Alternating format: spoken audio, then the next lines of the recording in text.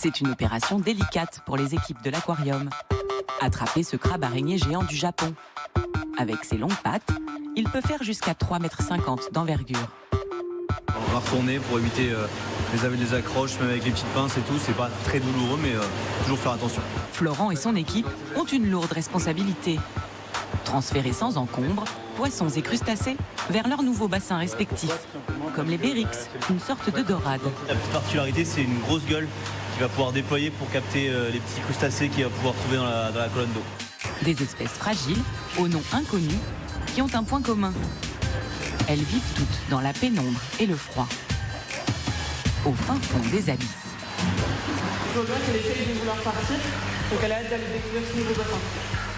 Ce sont les stars de la nouvelle exposition de Nausicaa, le plus grand aquarium d'Europe, situé à Boulogne-sur-Mer. Ici, depuis plus de 30 ans, raies manta, requins gris, tortues et poissons tropicaux font le bonheur des grands et des petits.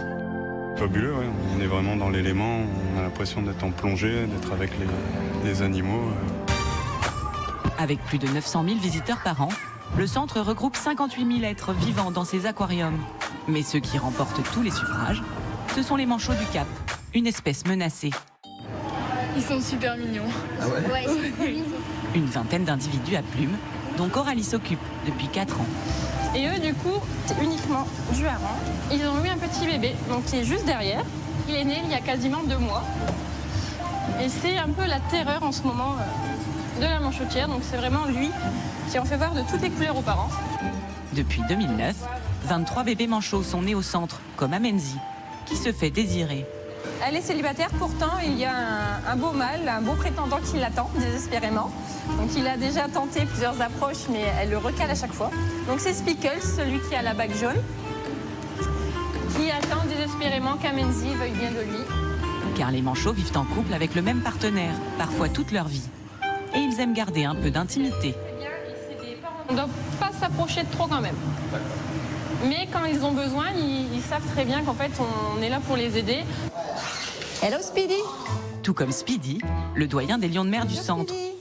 Une fois par mois, il a rendez-vous avec Caroline, son ostéopathe attitrée. Ça va mon loulou?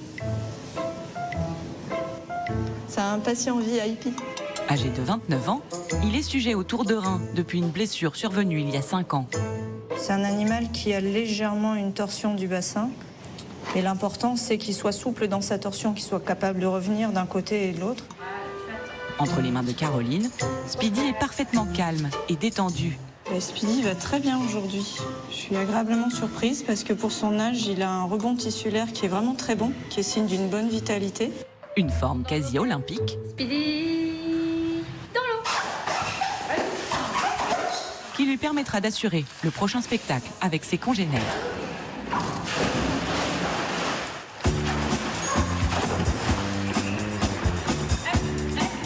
Un show particulièrement apprécié des visiteurs.